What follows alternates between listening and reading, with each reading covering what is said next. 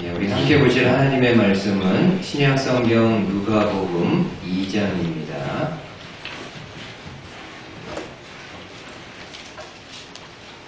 저희가 대강절 맞이해서 마태복음 또 누가복음 이렇게 교차해서 보고 있는데, 오늘은 누가복음 2장 1절에서 14절 말씀 같이 한 절씩 교독하도록 하겠습니다. 누가복음 2장 1절에서 14절까지 제가 먼저 1절 봉독하겠습니다.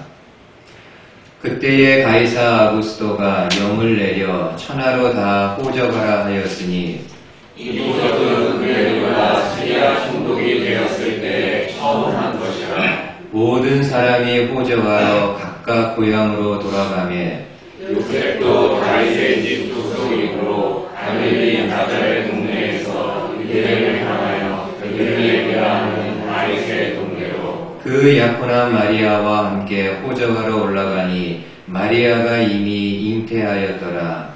거기 있을 그때 해산할 날이 있어서 첫 아들을 낳아 강보에 싸서 구유에 누렸으니 이는 여관에 있을 곳이 없음이로라.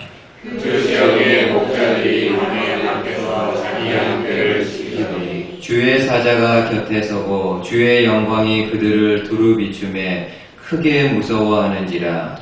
천사가 이르되 무서워하지 말라. 보라, 내가 온 백성에게 비칠 큰 기쁨의 좋은 소식을 너희에게 전하리라. 오늘 다윗의 동네에 너희를 위하여 구주가 나셨으니 곧 그리스도 주시니라. 너희가 가서 강보에 쌓여 그 위에 누워있는 아기를 보리니 이것이 너희에게 표적이니라 하니. 함께 읽습니다. 호련히 수많은 천군이 그 천사들과 함께 하나님을 찬송하여 이르되, 지극히 높은 곳에서는 하나님께 영광이요 땅에서는 하나님이 기뻐하신 사람들 중에 평화로다 하니라.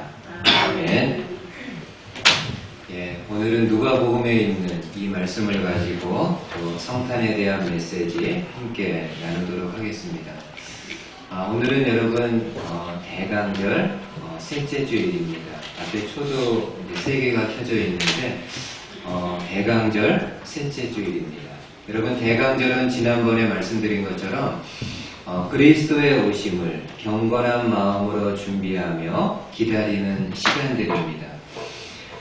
오늘도 예수님의 탄생과 관련된 말씀 함께 나누면서 이 땅에 오신 예수님, 저와 여러분들이 믿고 있는 예수님은 어떤 분이신가를 말씀을 통해서 좀 함께 생각해 보는 시간 갖도록 하겠습니다. 여러분, 요셉과 약혼한 마리아는 가브리엘 천사로부터 내가 성령으로 하나님의 아들을 잉태할 것이라는 하나님의 메시지를 듣게 됩니다. 이 마리아 입장에서는 하나님의 아들을 잉태한다는 것, 너무나도 영광스러운 일임에 틀림이 없지만은, 그럼에도 처녀인 자신이 선뜻 받아들이기에는 너무나도 어려운 말씀입니다. 그럼에도 마리아는 결국에 주의 말씀이 내게 이루어지니이다 하며 그 하나님의 말씀을 믿음으로 수납하게 됩니다. 여러분, 약혼자인 요셉도요 마찬가지입니다. 요셉 또한 주의 천사로부터 내 배우자 마리아가 임신한 것, 다른 남자와 불륜을 저질러서 임신한 것이 아니라 성령으로 되어졌다라는 이 말씀을 들었을 때 선뜻 그 말씀 받아들이기가 쉽지 않았을 것입니다. 우리 남자들도 한번 생각해 보십시오. 이런 상황이었을 때 이 여인이 임신한 것은 성령으로 되어진 것이다 라는 메시지를 들었을 때 과연 그 말씀을 선뜻 이렇게 받아들일 수 있겠는가? 그러나 요셉도 결국에는 그 하나님의 말씀을 믿음으로 수납하게 됩니다. 여러분, 이처럼 자세히는 모르겠지만은요, 실제는 모르겠지만 드러난 이런 내용들을 볼 때 그 당시 요셉과 마리아는 그래도 하나님을 향한 귀한 믿음이 있었음을 짐작해 볼 수 있습니다.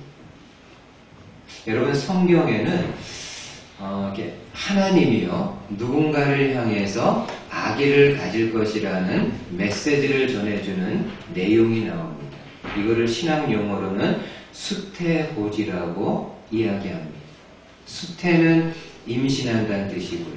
고지는 알려준다. 하나님이 누군가에게 아기를 가질 것이라는 그런 메시지를 전해주는 내용이 나옵니다. 그럼 여러분 한번 짧은 시간이지만은 머릿속으로 여러분 한번 스캔해 보십시오.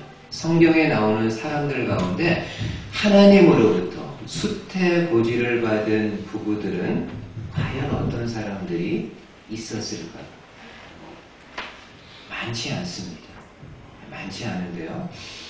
가장 대표적으로는 사라의 이삭의 부모가 되는 아브라함과 사라가 그랬고요. 그 다음에 삼손의 부모인 마노아와 그의 아내가 그랬고, 또 신약으로 넘어오면은 세례 요한의 부모인 사가랴와 엘리사벳이 그랬습니다. 그리고 마지막으로는 예수님의 부모가 되는 요셉과 마리아가 하나님으로부터 수태고지를 받은 사람들입니다. 여러분, 이 수태고지를 받은 부부들의 공통적인 특징 중에 하나가 무엇인가 하면은 그들의 믿음이요 다른 사람들에 비해서 남다르다라는 그런 것입니다. 지금 제가 소개한 이들 부부들은 저와 여러분들이 알고 있는 것처럼 하나님을 향한 크고 깊은 믿음을 가지고 있는 사람들이었고, 하나님은 그들을 통해서 하나님이 마음껏 사용하실 수 있는 귀한 사람들을 이 땅에 태어나게 하셨습니다. 이런 가운데서 요셉과 마리아가 참 하나님을 향해서 귀한 믿음 가지고 있었다라는 것을 알 수가 있습니다. 여러분, 아기를 임신한 이 마리아와 요셉이 어디에서 아기를 낳았어야 될까요? 당연히 본인들이 있는 갈릴리 나사렛에서 아기를 낳아야 됩니다. 근데 그들은 어디에서 아기를 낳았는가 하면은 유대 땅 베들레헴이라는 곳에서 아주 먼 거리인데 그 베들레헴에서 아기 예수를 낳게 됩니다. 오늘 본문은 왜 이들이 유대 땅 베들레헴에서 아기를 낳게 되었는지 그 역사적인 내용을 좀 설명해 주고 있습니다. 한번 여러분 1절과 2절 말씀 보십시오. 그때에 가이사 아구스도가 영을 내려 천하로 다 호적하라 하였으니 이 호적은 구레뇨가 수리아 총독이 되었을 때에 처음으로 한 것이다. 여러분, 역사적으로 예수님이 태어날 때 그 당시 로마의 황제는 누구였는가 하면은 가이사 아구스도였습니다. 한 번은 아구스도가 온 천하에 영을 내리기를 모든 사람들은 각자의 본적으로 돌아가서 본인의 이름을 등록할 것을 명하게 됩니다. 이런 명을 내리게 된 것은 사람들로 하여금 세금을 거두어 드려야 되는데 그 밭의 대상자들을 정확하게 파악하고 등록하기 위함입니다. 그래서 그 당시 수리아의 총독이었던 구레뇨는 이 황제의 명을 받들어서 이스라엘 모든 사람들을 향해서 각자의 본적으로 돌아가 호적할 것을 명하게 됩니다. 여러분, 그 당시 요셉과 마리아는 그들의 본적이 어디였는가 하면은 이 요셉과 마리아는 다윗 족속 집안의 사람들이었기 때문에 다윗의 고향인 베들레헴으로 가서 본인의 이름을 등록해야 됩니다. 그러니까 갈릴리 나사렛에서 베들레헴, 유대 땅 베들레헴으로 아주 먼 여행길을 떠날 수밖에 없는 상황입니다. 뭐 남자는 괜찮았겠지만은 당시 마리아는 이미 잉태한 상황이기 때문에 그 먼 여행길을 가는 거 그렇게 쉽지만은 않았을 것입니다. 근데 마리아가 베들레헴에 도착하게 되었을 때 그 고통이 시작되었던 것 같습니다. 그리고 이제 아기를 낳아야 되는데 마침 호적하러 온 사람들이 다 이렇게 몰렸는지 그 베들레헴 지역에 여관에 방이 없어가지고 아기를 낳을 수 있는 그런 방을 찾지를 못하게 됩니다. 아마 방마다 이렇게 문을 두드렸을 때 빈 방이 없다라는 그런 이야기를 들었던 것 같습니다. 결국 요셉과 마리아 어떻게 하나요? 방이 없으니까는 다른 가축들이 있는 곳으로 가서 그 가축이 있는 곳에 아기 예수를 낳고 그 아기를 나귀의 부유에 누였다라고 말씀을 해주고 있습니다. 그래서 이 내용을 모티브로 해서 매년마다 하는 성극이 있지 않습니까? 빈방 있습니까? 라는 그 성극이 있습니다. 우리나라에서는 제가 알기로는 한 20년 넘었죠. 거의 30년이 넘었는지 하여간 30년 가까이 매년 성탄절이 되면 12월이 되면은 빈방 있습니까? 라는 이런 그 성극을 하고 있습니다. 저희 같은 경우도요. 제가 중고등학교 때 한국에서 교회에서 문학의 밤을 매년마다 했던 적이 있는데 그때 하이라이트가요. 문학의 밤 할 때 하이라이트가 학생들이 준비한 성극이었습니다. 그때 여러 가지 이제 성극들을 했는데 지금 기억에도 남는 거 뭐 빌라도의 고백이라든지 이 빌라도의 고백은 모노드라마라서 한 사람이 하는 겁니다. 말 그대로. 그 많은 대사 3개월 전부터 다 외워가지고 감정 넣어가지고 혼자 한 30분가량을 빌라도의 고백을 사람들에게 이렇게 하는 거예요. 그리고 단골로 많이 했던 것이 빈방 있습니까? 라는 이런 그 성극이었습니다. 아마 제가 볼 때는 이문금 집사님도 문학의 밤 이런 거 좀 해보셨을 텐데 그래서 하여튼 지금도 뭐 잘은 못했지만 빈방 있습니까? 했던 그런 생각이 납니다.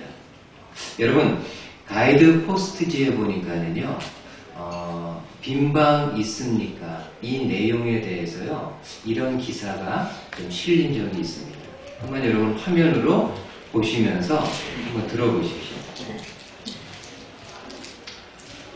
윌리라는 소년이 크리스마스 연극 연습을 하게 되었습니다. 윌리는 지능이 떨어져서 초등학교 4학년을 다녀야 되는 나이인데 2학년에 다니는 아이입니다. 다른 아이에 비해 키가 크고 마땅한 배역이 없어 간단한 대사만 있는 여관집 주인 역을 맡았습니다. 윌리의 역할은 문 앞에 있다가 마리아와 요셉이 오면 방 없어요 하고 들어가 버리는 역입니다. 아이들이 한 달이나 연습한 끝에 성탄절이 되어 공연을 시작합니다. 극중에서 마리아와 요셉이 율리에게 왔습니다. 주인님, 방 하나만 빌려주세요. 아이를 낳아야 하는데 아무도 안 받아줍니다. 부탁합니다. 윌리는 퉁명스럽게 빈 방 없어요. 딴 데나 가봐요. 하고 맡은 역할을 잘 소화해냈습니다. 연극을 지도했던 선생님은 안도의 숨을 내쉬었습니다. 그때였습니다. 안으로 퇴장해야 할 윌리가 처량하게 발걸음을 옮기는 요셉과 마리아를 물끄러미 바라보다가 각본에도 없는 대사를 갑자기 하는 것이었습니다.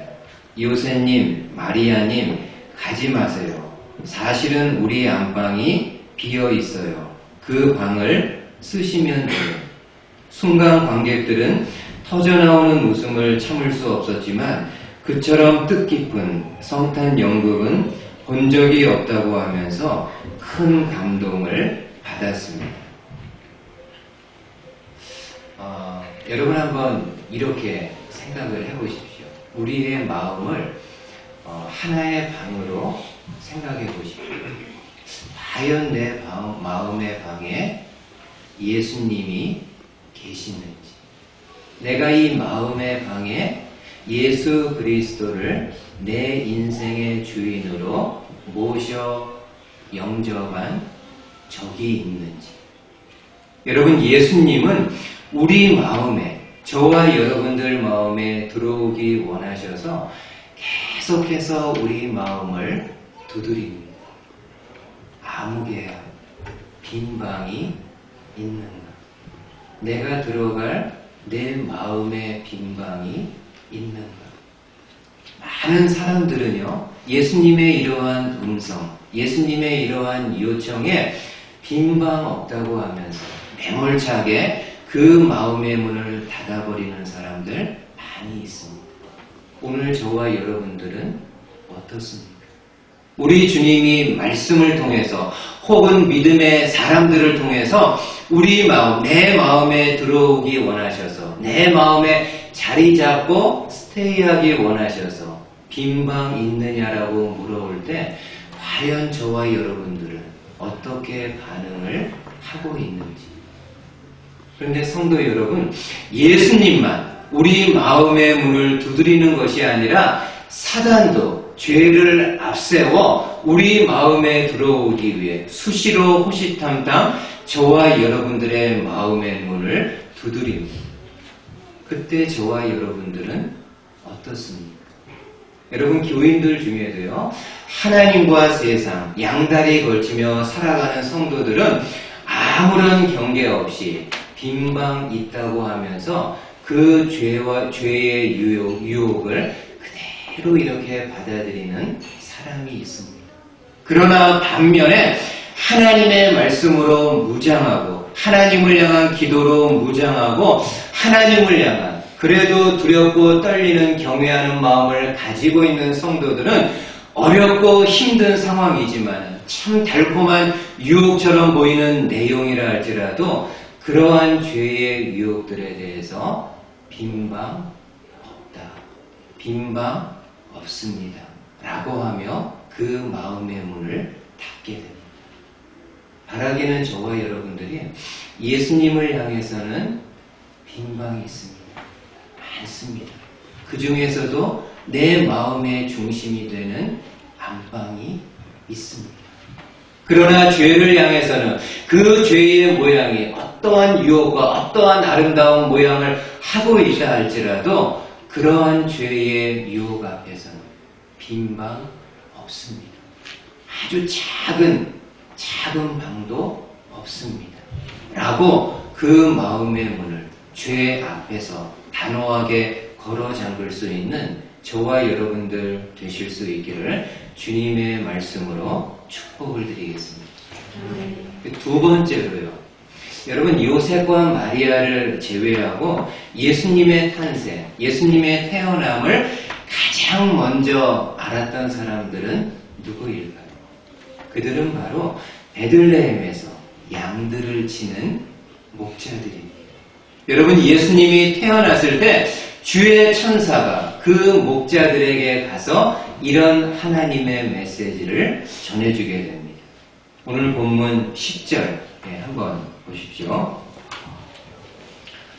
천사가 이르되 무서워하지 말라. 보라, 내가 온 백성에게 미칠 큰 기쁨에 좋은 소식을 너희에게 전하노라. 오늘 다윗의 동네에 너희를 위하여 구주가 나셨으니 곧 그리스도 주시니라.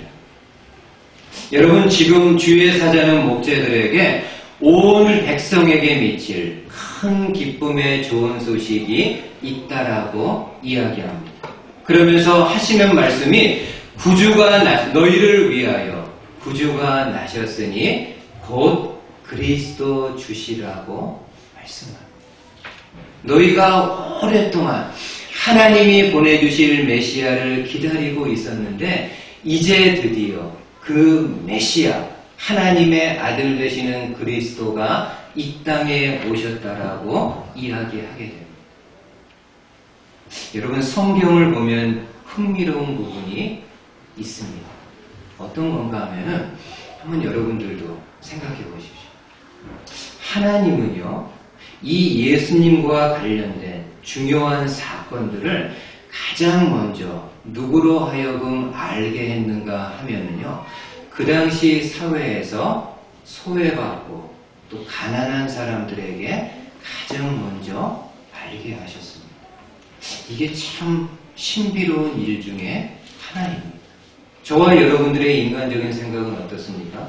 다른 아들도 아니고 하나님의 영광스러운 아들이 이 땅에 오고 그 예수님과 관련된 중요한 일들이라고 한다면은 당연히 이 땅에 있는 왕들이나 권세가들이나 재력가들이 먼저 알고 어떤 액션을 취해야 될 걸로 생각할 수 있는데, 정반대로 예수님과 관련된 가장 중요한 사건들이 누구에게 먼저 알려졌는가 하면은 그 당시 사회에서 소외되고 가난한 사람들이었습니다. 생각해 보십시오. 여러분, 좀 전에 말씀드린 것처럼 예수님의 태어남을 가장 먼저 소식 들은 사람들이 누구입니까? 가난한 목자들입니다.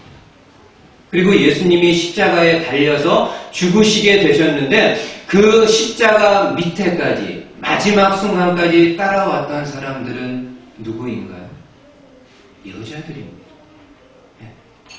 평소에 예수님을 음으로 양으로 섬기면서 충성스럽게 따라다녔던 여자들이 있는데 그들은 바로 예수님이 십자가에 달리셨던 그 십자가 밑에까지 마지막까지 쫓아옵니다.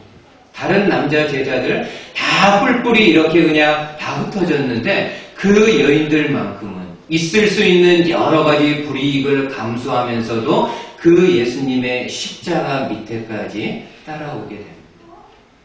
여러분, 예수님의 부활은 어떻습니까? 우리 예수님이 부활하셨을 때 이 부활의 소식을 가장 먼저 접했고 이 부활의 소식을 가장 먼저 사람들에게 전한 사람은 누구일까요? 마가복음에서요, 이렇게 말씀합니다. 한번 보십시오. 마가복음 16장에 예수께서 안식 후 첫날 이른 아침에 살아나신 후 전에 7 귀신을 쫓아내어 주신 막달라 마리아에게 먼저 보이셨다. 여러분, 예수님은 당신의 부활하신 모습을 누구에게 가장 먼저 보이셨다라고 말씀하는가 하면은 여자예요. 그 여자들 중에서도요, 7 귀신 들렸던 막달라 마리아에게 당신의 부활하신 모습 가장 먼저 보여주셨다라고 말씀합니다. 이 마리아는 예수님의 부활을 이 세상에서 처음으로 목도한 사람이고 가서 제자들과 사람들에게 예수님이 부활하셨음을 이 세상에서 가장 최초로 이 기쁨의 소식을 전했던 사람입니다. 이처럼 하나님은 예수님과 관련된 중요한 역사적인 사건들을 누구를 통해 가장 먼저 전했는가 하면은 그 당시 사회에서 소외받고 가난한 사람들에게 가장 먼저 알리셨습니다. 저는 이 말씀, 이 내용 다시 한번 이렇게 묵상하면서 왜 하나님이 그러셨지? 그냥 나 같으면은 이러한 중요한 소식 왕들에게, 언론인에게, 힘 있는 사람에게 알려야지. 그들의 입술이나 언론을 통해서 확 이렇게 퍼져나갈 것 같은데 왜 아무 힘도 없는 소외받는 사람, 또 가난한 사람들에게 이 기쁨의 소식을 먼저 알리셨지? 솔직히 여러분 묵상하면서도요, 정확하게 그렇지, 이래서 그랬겠지 라는 생각은 떠오르지 않았지만은 그냥 어스름풋하게요, 이런 마음을 갖게 되었습니다. 여러분 생각해 보세요. 제가 지금 전에 이야기한 목자들, 여자들, 막달라 마리아, 어떤 사람들인가요? 말 그대로요, 가난한 사람들입니다. 그런데 조금 더 생각해 보면요, 그들이 육체적으로만, 물질적으로만 가난한 사람들일 뿐만이 아니라 그보다는요, 그들의 심령이 가난한 사람들임을 생각할 수 있습니다. 여러분, 하나님은 어떤 사람을 통해서 당신의 뜻을 계시하고 당신의 일들을 이루어 가시나요? 돈이 많은 사람? 많이 배운 사람? 힘이 있는 사람? 아니요. 심령이 가난한 사람. 여러분, 심령이 가난하다라는 것은 그 마음이 부도나고 파산되었기 때문에 오직 믿을 수 있는 분은 주님밖에 없음을 고백하며 살아가는 사람들입니다. 하나님은 이 심령이 가난한 사람들을 통해서 하나님의 기쁜 소식을 알리셨고, 이들을 통해서 시간은 비록 더디다 할지라도 이러한 사람들을 통해서 그리스도 예수의 복음이 온 천하에 전달되어지기를 원하셨습니다. 성탄절이니까요. 여러분, 예수님의 부모님이었던 요셉과 마리아는 어떤 사람입니까? 하나님의 아들을 잉태했던 요셉과 마리아, 어떤 사람들인가? 흔히 우리가 생각할 때는 적어도 다른 왕의 아들도 아니고 만왕의 왕이신 하나님의 아들을 잉태할 정도라고 하면은 이 지구상에서 최고의 왕, 최고의 권력을 가진 사람에게 하나님이 그 씨앗을 주셔야 되는 거 아닌가?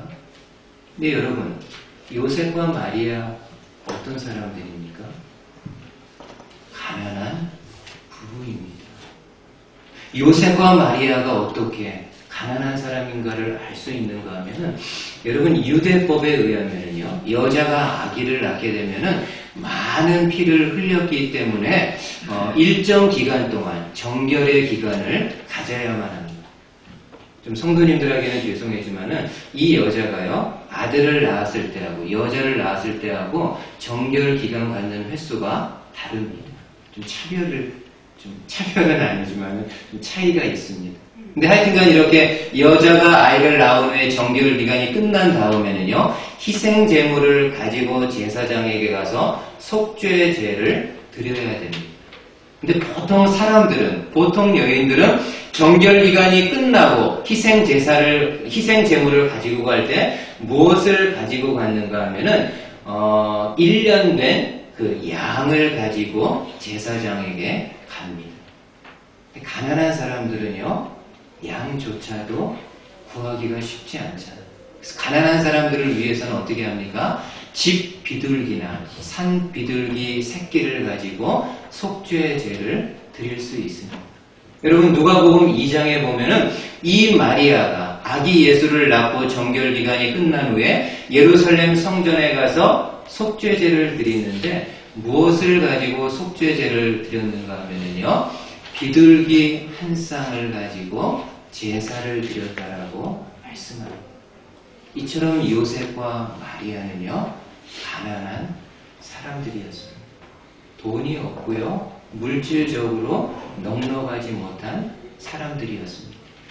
그러나 그들의 마음만큼은요, 가난한 심령이 되어서 하나님을 향해서는 누구 못지않은 부유한 마음, 풍성한 마음을 가지고 있었던 사람들입니다.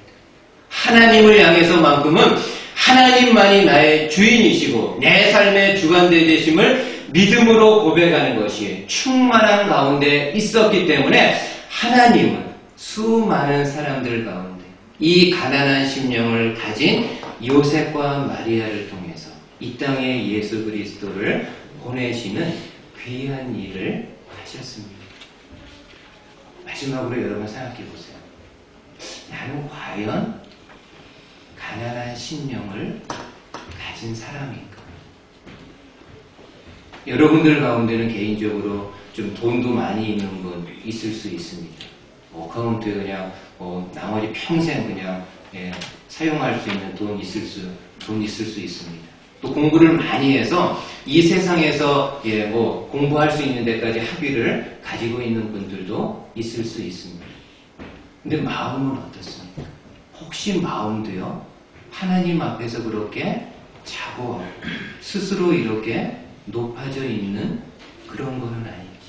다른 사람에게는 겸손하게 이야기하고 다른 사람에게는 겸손한 척 이렇게 보인다 할지라도 정말 하나님 앞에서 내 마음, 나만이 알고 있는 내 마음은 어떤지, 내가 세상에 가지고 있는 것, 누리는 것으로 인해서 나도 모르는 가운데 하나님 앞에서 부도나고 파산된 가난한 심령이 아닌 나도 모르는 가운데 내 마음에 나를 위한 바벨탑 조금씩 이렇게 쌓아가고 있는 것은 아닌지.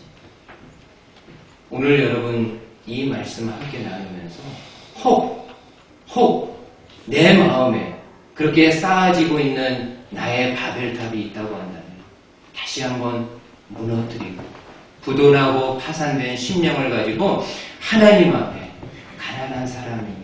오직 나의 도움이 되실 수 있는 분은 주님 한 분밖에 없습니다.